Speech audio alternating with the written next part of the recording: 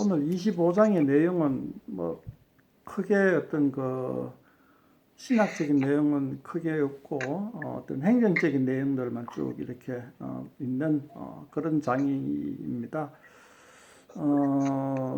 이제 그 총독이 바뀌어 버렸죠. 원래는 이제 그 벨릭스 총독이었는데 이제 25장 들어오면서 이제 그 후임으로 베스도라는 총독이 이제 부임합니다. 그래서 이제 베스도 총독이 부임해가지고 이제 어떻게 되는지 이제 그 이제 내용을 적어 놓은 거죠.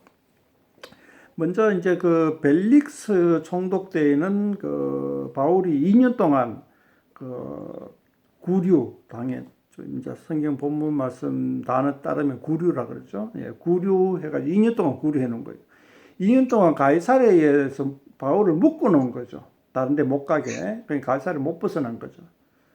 왜 이렇게 했느냐. 이제 저 앞에 보면은 24장에 보면 이제 그 벨릭스와 그 안에 유대 여자 드루실라가 와서 그 이야기를 많이 들어보고 싶어 했던 그런 이유도 있었고, 뭐 돈도 좀 바라는 이유도 있었고, 뭐 그 다음에 풀어놓으면 유대인들한테 이렇게 이제 암살 당할까 싶은 우려도 있었던 거죠. 그러니까 이제 로마 시민권자를 보호를 잘 못했다 하는 것들이 또 이제 뭐라 해야 되나, 그게 남을 수가 있으니까, 잘못했다는 게 남을 수 있으니까 그런 저런 이유로 인해 가지고 이제 사도 바울을 가이사랴에 이제 신변을 보호 겸 묶어 놓은 거죠. 그런 측면에서 아마 2년 동안 묶어 놓았을 거예요. 근데 그동안 2년 동안 유대인들이 바울을 해하려고 꾸미지 않았지는 않을 것 같아요. 그동안 유대인들은 바울을 해하려고 이래저래 계속해서 이제 탐색을 하고, 벨릭스는 그걸 막으려고 하고, 그런 일이 계속 있어 왔던 것 같아요. 2년 동안. 그러다가 이제 베소도라는 신임 총독이 오니까 유대인들이 베소도에게 이제 그 뭐라 하나, 이제 좀 분위기가 바뀌었죠. 이제 벨릭스 때는 별로 크게 뭐 잘 하지 못하다가 베소도가 오니까 이제 또 한 번 시도를 하는 거예요. 시도를 하는데 이제 25장 1절에 보면 이제 베소도가 부임한 지 3일 후에, 그러니까 이제 가이사랴가 원래 이제 그 총독이 있는 그 수도잖아요. 수도인데 이제 예루살렘이라는 그 뭐야 종교 도시로 이제 뭐라 하나 시차를 가는 거죠. 이제 시차를 따라 가는데 거기 가서 이제 대제사장들과 유대인 중 높은 사람, 그러니까 이제 지역 유지들을 만나 가지고 이제 회동을 하는 거죠. 이제 회동을 해가지고 이제 이런 사람 만나고 정치인 이제 그런 이제 부임하자마자 하는 행동들 뭐 그런 걸 하는데 이제 그때에 이제 대제사장들과 유대인들이 사도 바울이라는 인물에 대해서 이제 언급을 하죠. 이 사람을 우리가 고소하려고 하니까 예루살렘으로 좀 데려와서 이제 재판을 받게 하자. 뭐 그런 식으로 이제 베스도는 앞뒤 상황 모르니까 그냥 시키면 시킨 대로 할 줄 알고 이제 그렇게 이제 이야기를 하는 거죠. 그 바울이라는 사람을 거기 가이사랴에 구리하지 말고 그냥 예루살렘에 와서 그냥 재판 받게 하자 하는 식으로 이제 이야기를 합니다. 그런데 베스도는 이제 원칙을 딱 지키죠. 이제 예루살렘으로 가지 않고 가이사랴에서 그냥 재판 받도록 하다. 그렇게 결정한 베스도는 원칙을 지킨 건지 아니면은 암살에 대한 이야기를 들었는지 그거는 정확하지가 않죠. 그래서 이제 암살에 대한 위험을 겪지 않기 위해서 예루살렘으로 데려가지 않으려고 하는 의도도 있을 수도 있죠. 그렇지만은 나중에 가이사랴에서 재판을 받고 난 다음에는 예루살렘으로 옮겨가서 한 번 더 재판을 받도록 하는 어떤 그런 계획도 세우기도 합니다. 그래서 이제 정확한 건 모르지만은 어쨌든 아마 첫 재판은 베스도가 예루살렘이 아닌 가이사랴에서 재판 받도록 하자 이렇게 이제 유대인들을 권하고, 실제로 이제 가이사랴에 가서 총독이 머물고 있는 총독 관저가 있는 곳에 가서 재판을 받습니다. 재판을 받는데 6절부터 이제 재판을 받는 내용이 나오죠. 재판을 나오는데, 역시나 이제 유대인들은 뭐 증거를 대지 못하고, 바울은 이제 무죄라고 항변하고, 그래서 이제 결론이 나지 않으니까 베스도가 이 재판에서는 이제 예루살렘으로 가서 재판을 받겠느냐, 이렇게 이제 바울에게 이야기를 합니다. 왜 하필이면 예루살렘으로 가서 재판을 받느냐 하는 이제 이유로서 이제 우리는 여러 가지를 생각해 볼 수가 있죠. 예루살렘, 종교적인 성격이 강한 재판이니까 예루살렘에 가면은 좀 더 심도 있게 재판할 것이다 라는 지극히 그 논리적인 설명도 할 수 있지만은 가는 길목에 이제 암살하려고 베스도와 유대인들이 어느 정도 협잡을 했을 수도 있죠. 그러니까 유대인들의 권면을 마지 못해 가지고 베스도가 허락하는 정도로 그럴 수도 있죠. 그런 이런 저런 이유로 인해서 어쨌든 사도 바울에게 그 의향을 물었다는 것도 우리가 눈여겨볼 만합니다. 그냥 베스도가 스스로 결정하는 것이 아니고 사도 바울에게 예루살렘에 가서 재판을 받겠느냐라고 묻습니다. 이게 조금 의아한 분인데 아마 그런 측면들은 로마법에 어긋날 수도 있는 것 같아요. 재판 장소를. 그래서 피고인인 바울의 의향이 중요한 것이 아닌가, 로마법에 의하면 그렇게 한번 추정할 수도 있는데, 어쨌든 그 바울이 대답하기를 예루살렘에 가 재판받지 않고 가이사 황제에게 가서 재판을 받겠다, 이렇게 이제 이야기합니다. 이때의 가이사는 아마 네로일 거예요. 네로로 이제 추정되는데, 그건 별로 크게 중요한 건 아니고, 지금은. 어쨌든, 가이사의 황제에게 이제 상소를 하니까, 이제 예루살렘으로 안 가고, 바로 이제 가이사랴로 호송하게 되는 그런 과정 중에 있는 거죠. 그런데 이제, 가이사에게 상소를 하니까 이제 가이사에게 바로 보내야 되는데, 그 이전에 이제 한 단계를 더 밟고 있죠. 밑에 13절에 보면은 아그리빠 왕이 나옵니다. 이 아그리빠 왕은, 헤롯 아그리빠, 그러니까 헤롯 대제의 손자인데, 사도행전 12장에,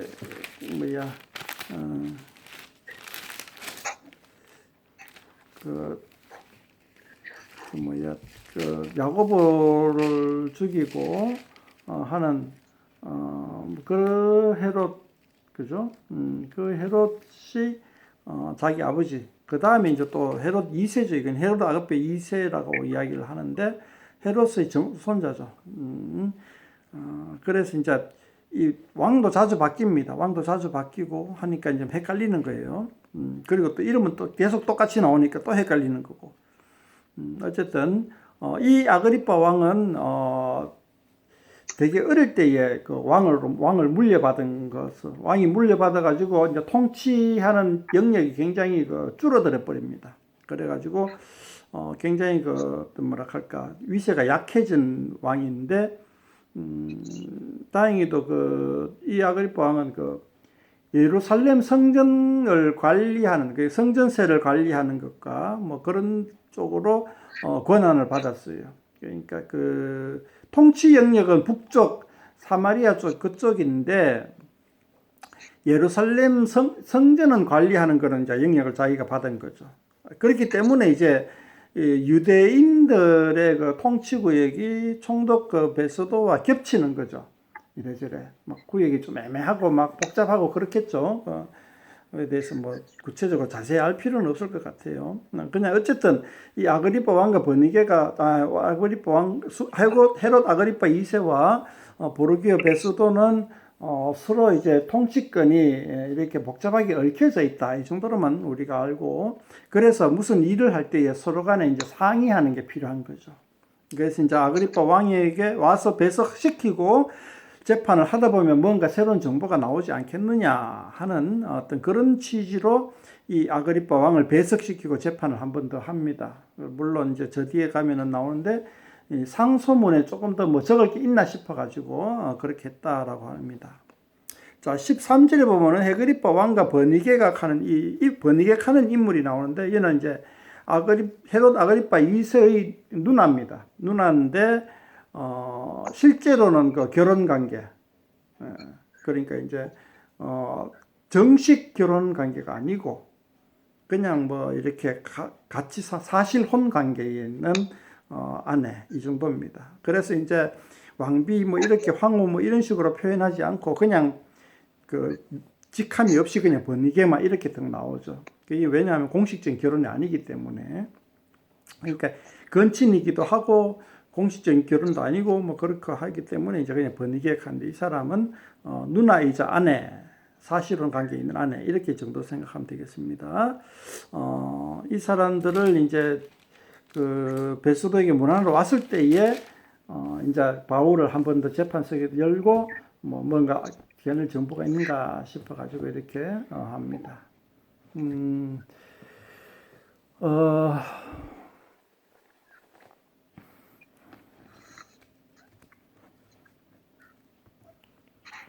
그래가지고 이제 뭐 아그리파 왕에게 뭐 25장에는 이제 그 정도까지 나옵니다. 그리고 아그리파 왕에게 바울에 대해서 이제 상세하게 이제 이야기를 해줍니다. 그러니까 베스도 입장에서 바울을 아그리파에게 그동안 있었던 일들을 쭉 이야기해 주는 거죠. 자, 그런데 실상은 뭐냐 하면은 일단 그 내용은 그겁니다. 베스도가 아그리파 왕에게 바울에 대하여 그동안 있었던 일을 갖다가 알려주는 거지만은 그 내용을 통하여서 누가가 데오빌로에게 이야기한다, 이렇게 생각하면 되겠습니다. 누가가 데오빌로에게 뭐를 얘기하냐 하면은 이 베스도의 입장에 대해서 이야기해 주는 거예요. 베스도가 바울에 대해서 어떻게 생각하는지를 갖다가 알려주는 거예요. 이 내용을 읽어보면은 베스도는 굉장히 그 사도 바울에 대하여서 유대인의 입장이 아닌 로마인의 입장에서 꽤 객관적으로 설명을 해줍니다. 베스도는 아그리파 왕에게 꽤 객관적인 입장으로 설명을 해준다라는 이미지를 가지고 오는 거죠. 누가가 그런 이미지로 데오빌로에게 이야기를 해주고 있는 겁니다. 그래서 이 내용을 보면은 사도 바울은 로마법은 전혀 해가 없고 단지 그냥 그 유대인과 이거 종교법 때문에 종교 문제로 저거들끼리 싸우고 있는 거. 그래서 내가 볼 때는 바울은 뭐 크게 뭐랄까 유죄 받을 게 없다. 그런데 뭐 이런 저차 해가지고 황제께 상소가 되었다. 그런데 황제에게 상소문도 적을 게 별로 없다.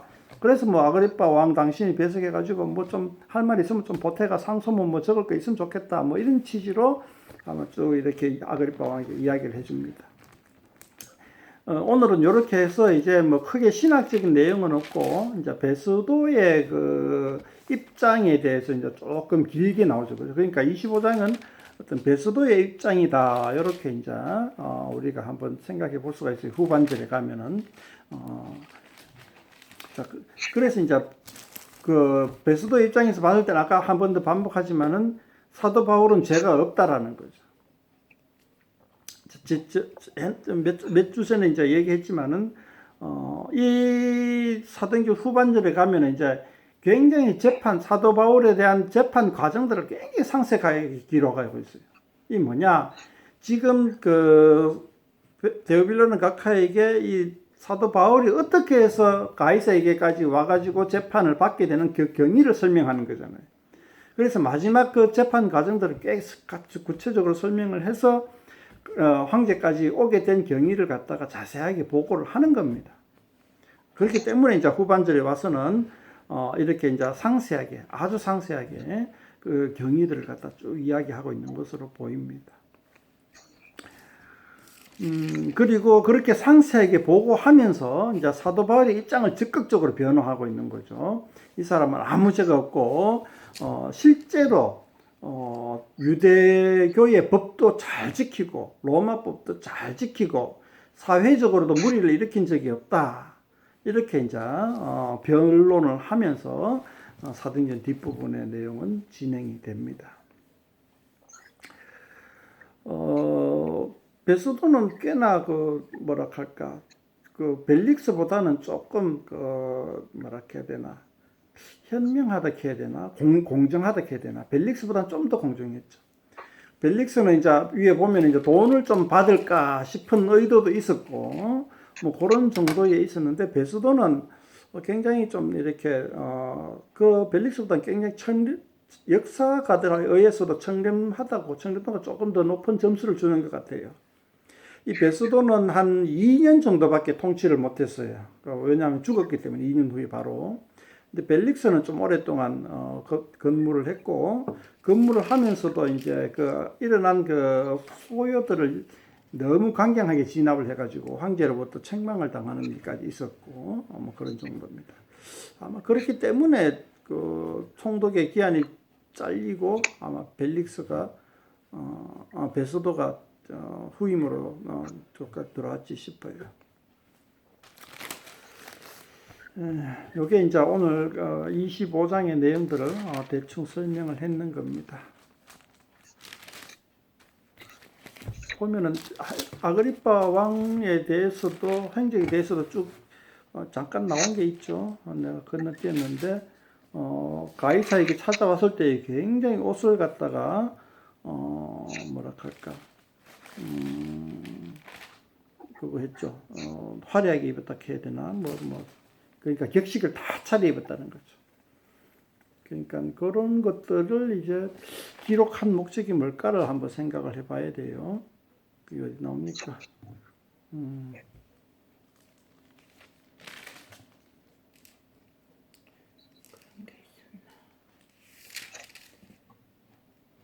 그래 23절에 이튿날 아그리빠와 버니게가 크게 위험을 갖추고 와서 천부장들과 시중에 높은 사람들과 함께 접견 장소에 들어오고 크게 위험을 갖췄다 하는 말은 온갖 치장을 다 그러니까 이제 치장을 다 하고 왔다는 거지.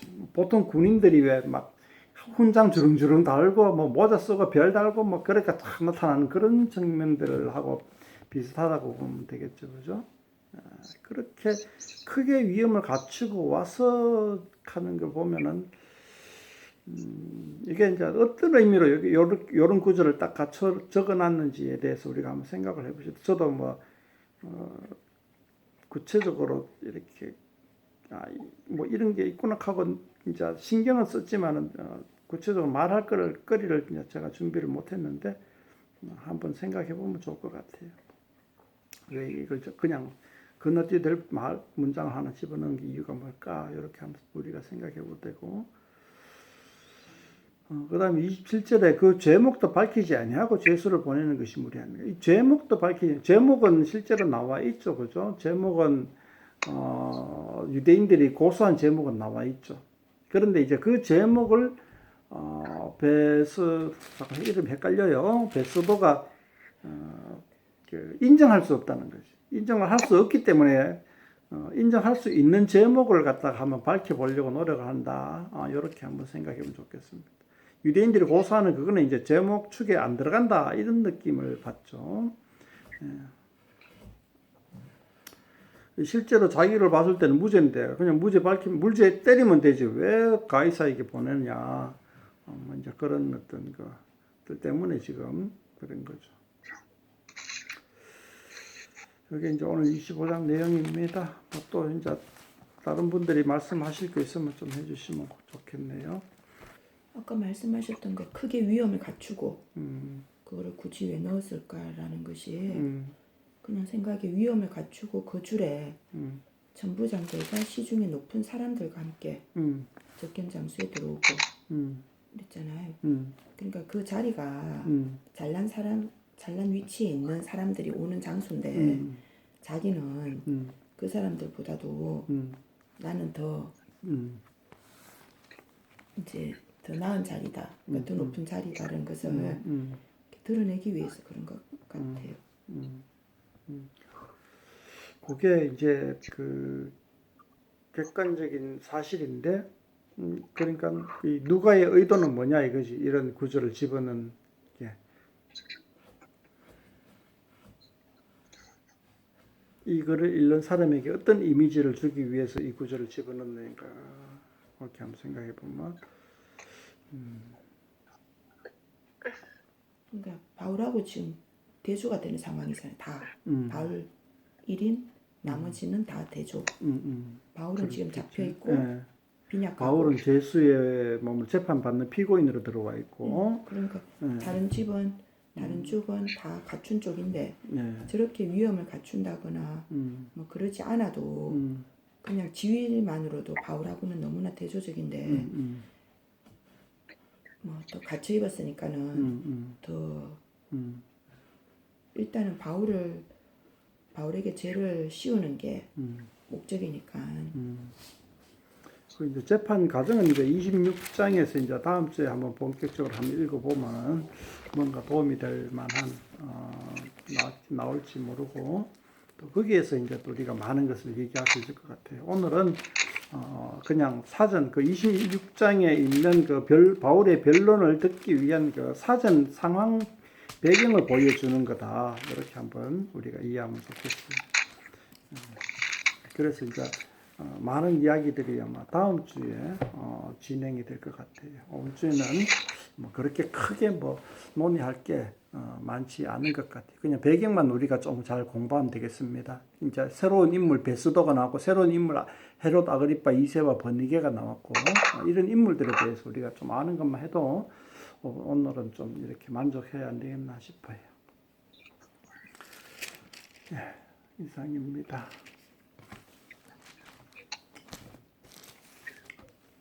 은혜는 하고 싶은 말. 289장 찬양합시다. 249장 죄송합니다.